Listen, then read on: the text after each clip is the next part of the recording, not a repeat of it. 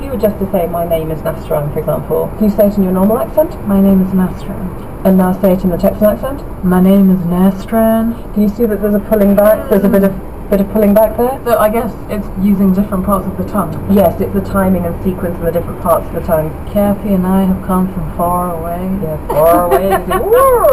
Lovely. Professor Stuart Smith has amassed ultrasound videos of accents from all over the world. It's called Dynamic Dialects, and you can find a link to it on our program page. Now, someone who can probably get his tongue around all the accents on that site, and many more besides, is our next speaker. I'm Paul Meyer. I'm a professor at the University of Kansas. I'm the founder and director of the International Dialects of English Archive, and I'm a freelance dialect coach here in Kansas. What is your accent though? Because I don't think it's a Kansan one. Oh no. I mean, I was born in Hampshire, and my first accent, I suppose, was somewhere down the way my folks in Hampshire spoke. Moved to London when I was 12, and in order to avoid getting beaten up on the playground, I adopted South London. But then my mother didn't like that, and they wanted me to go to drama school, and I became a BBC actor. So I'm a hybrid. I'm a foreigner everywhere now. Does your accent change according to who you're talking to? Oh, absolutely, and I think we all do that. Linguists call it accommodation. If you and I were together for 2 hours, 3 hours, 4 hours, 5 hours, and we liked each other, we would start speaking like each other. We would fall into the same rhythm, the same tempo. Our pronunciations of words would start to coalesce and accommodate. So you've created this really cool archive of accents. How many accents do you have in the archive? So the mission is to have a representative speech sample from every corner of the globe. How do Indonesians speak English? How do Filipinos pronounce English? We have, I think, about 1,400 speaker samples on there at the moment, but there are still major gaps to be filled, so I will be busy well into my retirement. Is it that you have an accent from each country, or are there also hybrid accents as well? Yes, as the archive grows, one can accommodate what we call hybrid accents, because there isn't one monolithic way of speaking. There are almost as many dialects as there are people. In fact, we have a term for that, idiolect, which means your own particular idiomatic personal dialect. So, Paul, producer Kathy is going to play me a clip from the archive. I'm going to try and guess what the accent is. No, I can't see. Sarah Perry was a veterinary nurse who had been working daily at an old zoo in a deserted district of the territory, so she was very happy to start a new job at a superb private practice in North Square near Duke Street Tower. Okay, so Nastran, what do you reckon? There's something slightly Caribbean, but I don't know if it's really upper class Caribbean or someone who has not lived in the Caribbean for a long time. You did very, very well. I am amazed that you guessed that this speaker, an old friend of mine from drama school, emigrated to England from Kingston, Jamaica, to London when he was 19. And he was put through the mill of drama school, so I had to lose my Cockney and he had to lose his Jamaican, and we both were put to the rigours of RP, received pronunciation, Queen's English, so that we could pursue classical careers as classical actors. Thanks to Paul and to the actor Wiley Longmore for that clip.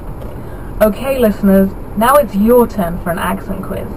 Let's see if you can guess where this person was born and raised. The bamboo fused together with flaps, and when the comics required reading, they had to wait to help to read the comics. It's an old and crackly recording, but if you remember the Scottish tones from the start of the programme, you might have guessed that this woman was from Scotland. But in fact, she was born in New Zealand. Now, she sounds Scottish, perhaps unsurprisingly, because that's where her parents were from. Another of our listeners, Subi Swanson, got in touch with us on Facebook to ask if New Zealanders got their accent from the Scottish. And when we started looking into it, a fascinating picture emerged. A whole host of accents, not just from Scotland, but from England, Ireland, and other places too, landed in New Zealand about 150 years ago, joining the Maori language already spoken there. But, unlike the diverging accents of Glasgow that we heard about at the start of the programme, in New Zealand the opposite happened. all those different regional accents merged into something quite uniform within just a few decades. And thanks to some extraordinary recordings, we have a very good idea of just how that happened.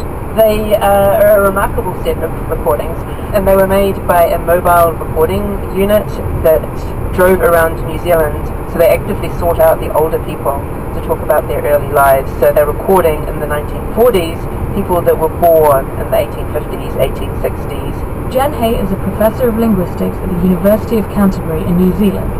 She studied the New Zealand accent with the help of all these recordings, which give us a unique picture of an accent's entire history.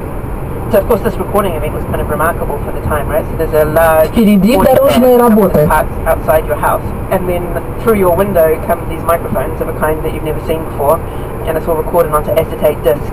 And so these were for radio broadcast, and then they were archived, and then a number of decades ago, linguists at the University of Canterbury had the tremendous insight that in fact these were incredibly valuable recordings in terms of actually understanding how dialect formation took place. And a man sat on a sheet with a rake and brought it draining back over onto a boat. And we went down with one on Monday morning and come home on Saturday night. And it's not about 2 yards of wet wind into the end of the cove. She says it'd be enough to swirl round to keep it tight.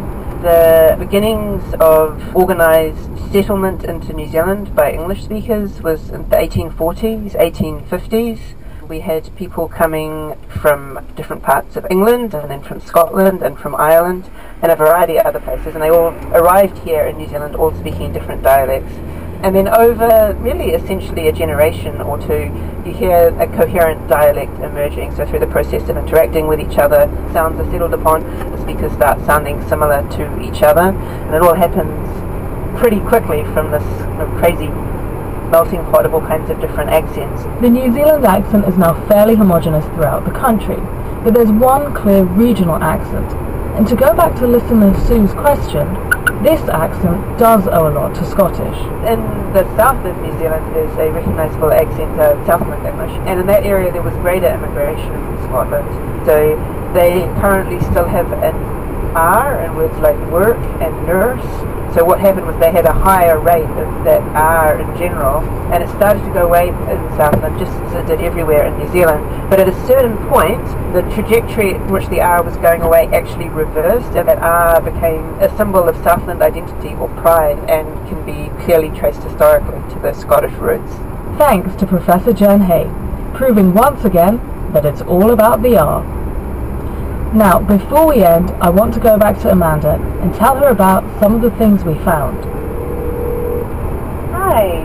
So, Amanda, we've been talking to loads of people about why there are so many accents. There are a few main themes. One of them is to do with identity. It's also related to the languages and accents you hear while you're growing up. Okay. We looked at what's actually going on in your mouth, and as part of that, I also went to see an accent coach to try and learn a different accent, and we decided we'd try to learn a Texan accent and see if I could pull that off. Would you be okay if I tried that out on you? Oh gosh, yes. So, the phrase I was told to practice is this, and now I feel really nervous. I'm walking with the men and the winter to y'all's house. Y'all, absolutely. So I'm walking with a man in the winter to y'all's house, yeah. And okay. Now that we're at the end of the program, could you say goodbye in your Texan accent? Well, goodbye is going to sound like goodbye, but I can say, we'll see y'all later. That's it for this edition of Crowd Science on the BBC. Today's big question was from me, Amanda, and the program was presented by Nastaran Tabacoli Farr and produced by Kathy Edwards. If you have a question about life, Earth, or the universe, please email it to crowdscience@bbc.co.uk. Thanks for listening. And if you like our podcast, there's another series from the BBC World Service you might want to try. The Inquiry. It's basically about one pressing question, examined by 4 expert witnesses. Topics tackled include anything from putting a human on Mars to why we can't stop looking at our mobile phones. Now this week they're asking if we need a plan B for climate change. And of course, we'll be back on Crowd Science next week asking about the benefits of eating insects. Thanks for listening. Bye.